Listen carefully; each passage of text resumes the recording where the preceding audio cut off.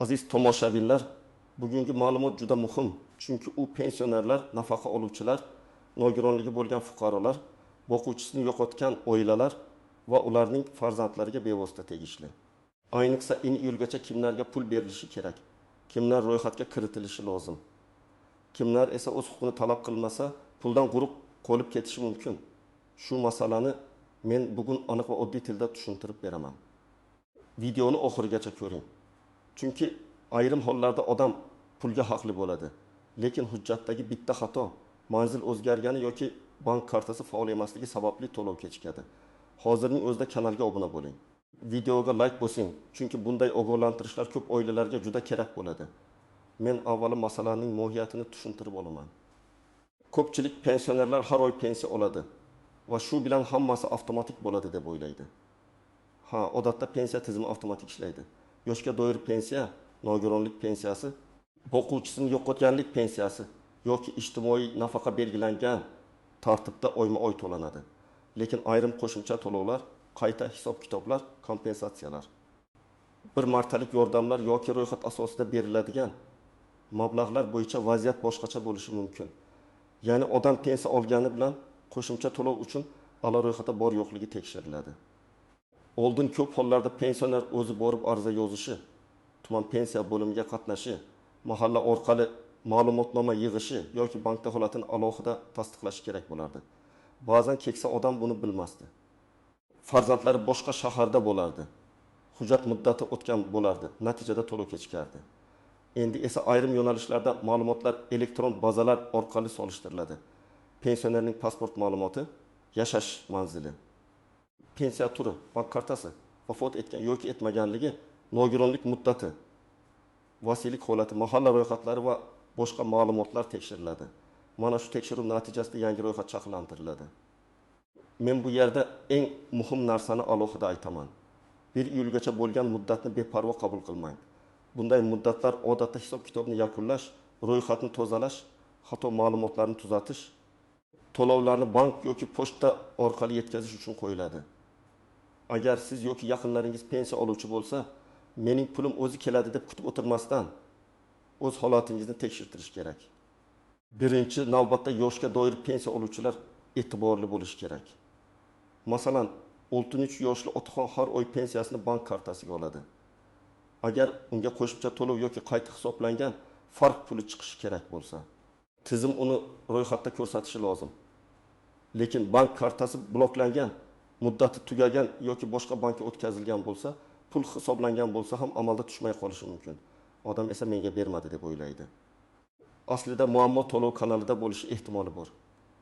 Ikkinchi toifa nogironlik pensiyasi yoki nafaqasi oluvchilar. Bu yerda juda nozik jihat bor. Nogironlik muddati vaqtincha belgilangan bo'lsa, tibbiy ijtimoiy ekspertiza muddati tugagan bo'lishi mumkin. Masalan, ikki guruh nogironligi bo'lgan fuqaroning nogironlik muddati iyun oyida tugasa, lekin u qayta ko'rikdan o'tmagan bo'lsa, to'lov vaqtincha to'xtab qolishi yoki ro'yxatga kiritilmasligi mumkin. Shuning uchun bunday fuqarolar hujjat muddati, nogironlik guvohnomasi, elektron bazadagi holatini albatta tekshirtirish kerak. Uchinchi toifa boquvchisini yo'qotganlik pensiyasi oladigan oilalar. Bunday pensiya ko'pincha voyaga yetmagan farzandlar, kunduzgi ta'limda o'qiyotgan yoshlar yoki mehnatga layoqatsiz oila a'zolariga beriladi. Agar bola 18 yoshga to'lgan bo'lsa, u o'qishini tasdiqlovchi ma'lumotnoma topshirishi kerak bo'lishi mumkin. Masalan, ona 2 farzandi uchun boquvchisini yo'qotganlik pensiyasi oladi. Katta farzand kollej yoki universitetga kirgan, lekin o'qish joyidan ma'lumotnoma bazaga tushmagan. Natijada tizim uni ro'yxatdan chiqarib yuborishi mumkin. Bunday holatda oila puldan mahrum bo'lib qolmasligi uchun oldindan tekshiruv zarur. 4-chi toifa yolg'iz yashovchi keksalar.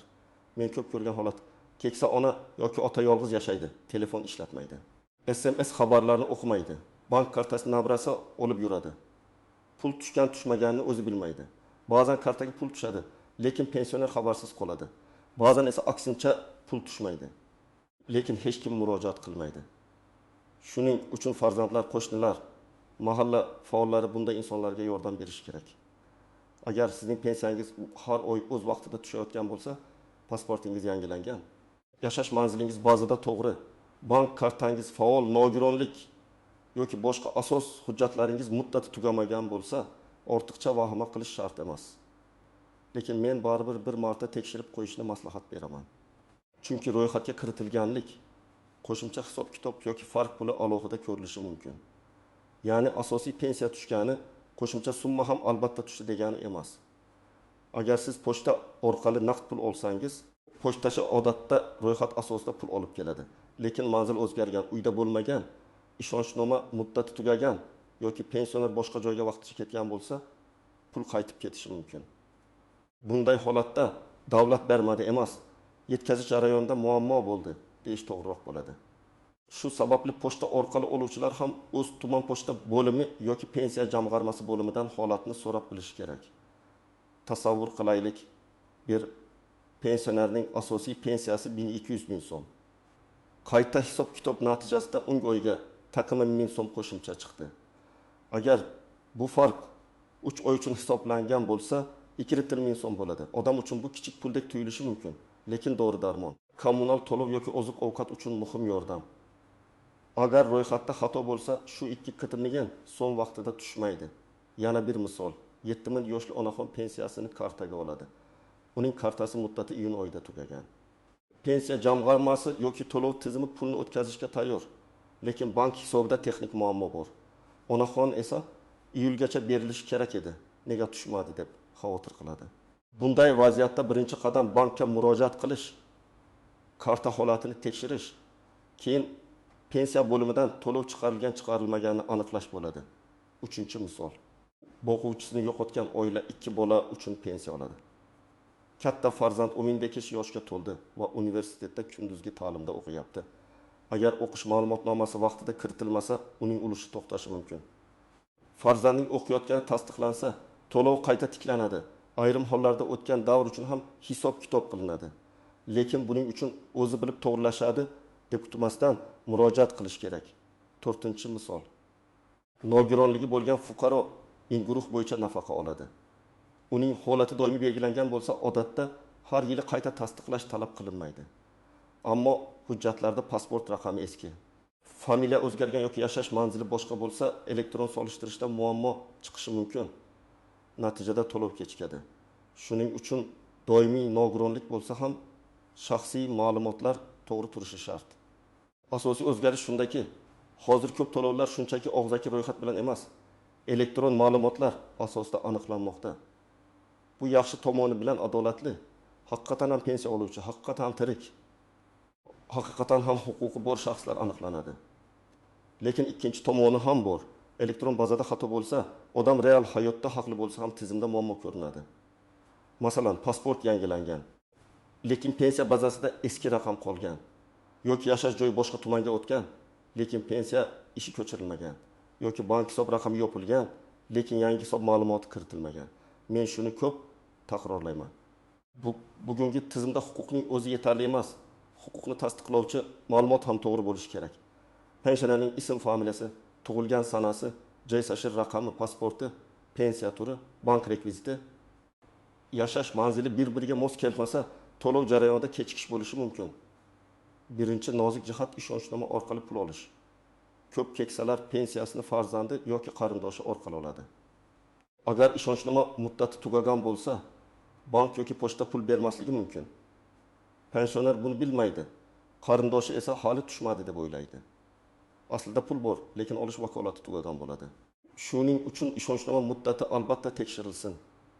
Ikkinchi nozik jihat vafot etgan pensioner nomidagi to'lovlar.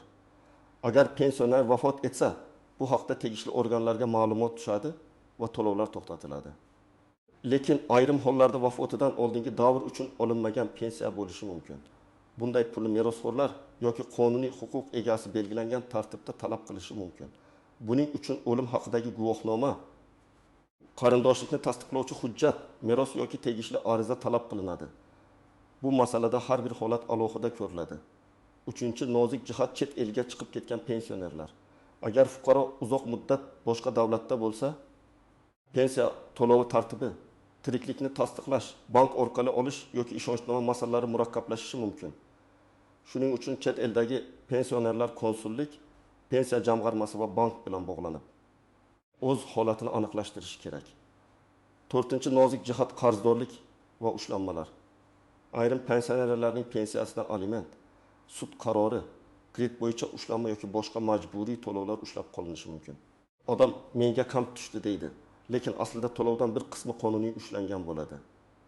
Bunday vaziyatda pensiya bo'limidan yoki bankdan to'lov tafsilotini, ya'ni qancha hisoblangan, qancha ushlangan, qancha qo'lga tekkanini yozma yoki elektron shaklda so'rash kerak. 5-nozik jihat ijtimoiy yordam va pensiyani aralashtirib yuborish. Ba'zi fuqarolar mahalla orqali beriladigan yordam, moddiy ko'mak, temir daftar, ayollar daftari, yoshlar daftari yoki boshqa ijtimoiy dasturlarni pensiya bilan bir xil deb o'ylaydi. Aslida bularning manbasi, tartibi va ro'yxati boshqa bo'lishi mumkin. Pensiya jamg'armasi bitta to'lov uchun javobgar bo'lsa, mahalla yoki hokimlik boshqa yordam uchun javobgar bo'lishi mumkin. Shu sababli qaysi pul haqida gap ketayotganini aniq bilish kerak. Endi eng amaliy qismga o'tamiz. Men sizga bosqichma-bosqich yo'l ko'rsataman. Birinchi qadam, pensionerning asosiy ma'lumotlarini tekshiring. Pasport yoki ID karta, shahar raqami, yashash manzili, telefon raqami. Bank kartasi va pensiya turi bir joyga yozib qo'yilsin. Agar pensionerning hujjati yaqinda almashtirilgan bo'lsa, pensiya bo'limida yangi ma'lumotlar kiritilmaganini so'rang. Ikkinchi qadam, to'lov kanali tekshirilsin. Agar pul bank kartasiga tushsa, kartaning muddati bloklanmaganligi, hisob raqami yopilmaganligi aniqlansin. Bank mobil ilovasi bo'lsa, oxirgi tushumlar ko'rilsin. Agar mobil ilova bo'lmasa, bank filialiga borib yoki ishonch telefoni orqali ma'lumot oling. Agar pul pochta orqali keladigan bo'lsa, mahalla va pochta bo'limidan ro'yxatda bor yo'qligini so'rang. 3-qadam.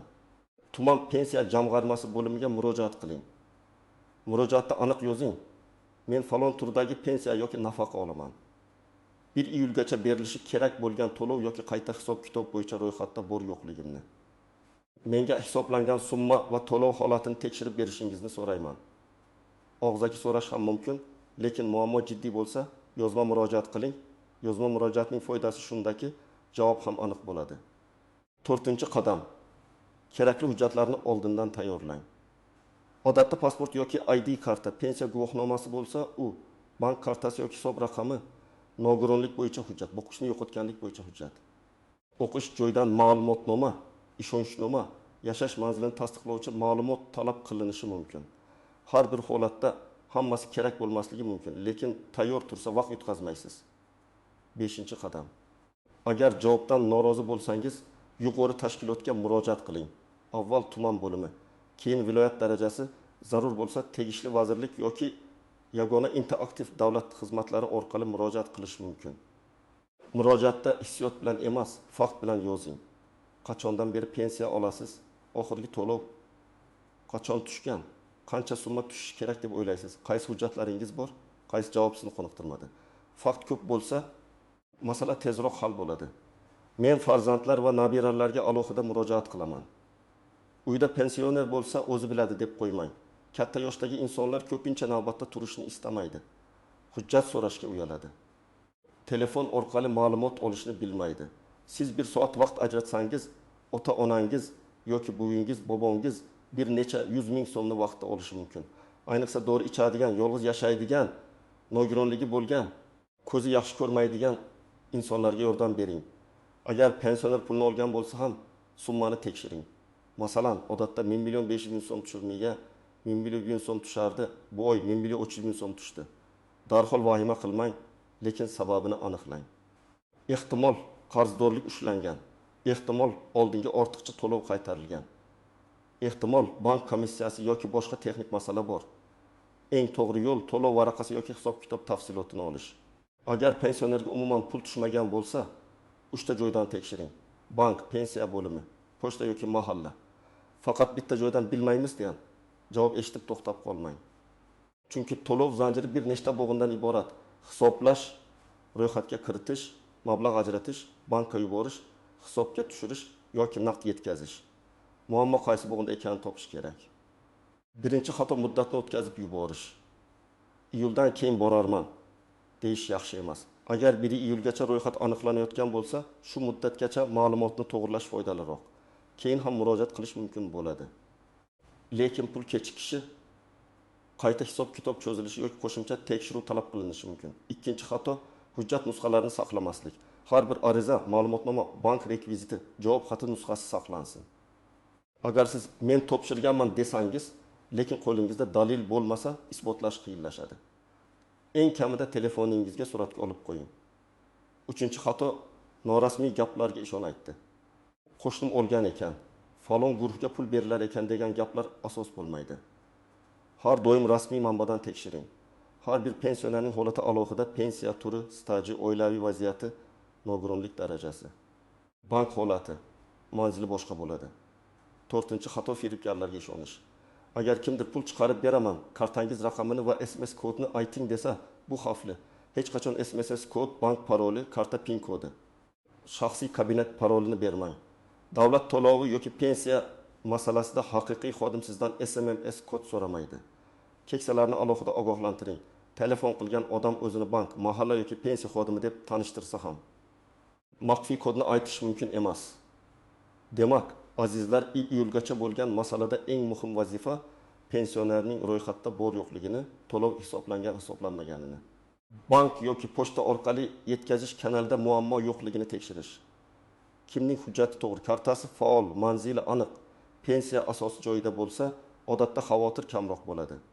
Lekin nogironlik muddati tugatganlar, boquvchisini yo'qotganlik pensiyasi oladigan oilalar, ishonchnoma orqali pul oluvchilar, yolg'iz yashovchi keksalar va bank kartasi muammoli bo'lganlar albatta tekshiruvdan o'tish kerak. Men sizga maslahat beraman. Bu gunoh oilangizdagi pensionerlarning hujjatlarini ko'rib chiqing, bank kartasini tekshiring, zarur bo'lsa pensiya bo'limiga murojaat qiling. Agar sizda shunga o'xshash holat bo'lgan bo'lsa, izohlarda yozing. Pul tushdimi? Kechikdimi? Qaysi hujjat so'raldi? Muammo qanday hal bo'ldi? Sizning tajribangiz boshqa tomoshabinga yordam berishi mumkin. Videoga like bosing, kanalga obuna bo'ling va yaqinlaringizga ulashing. Chunki bu ma'lumot aynan pensionerlarimizning haqqini vaqtida olishga yordam beradi.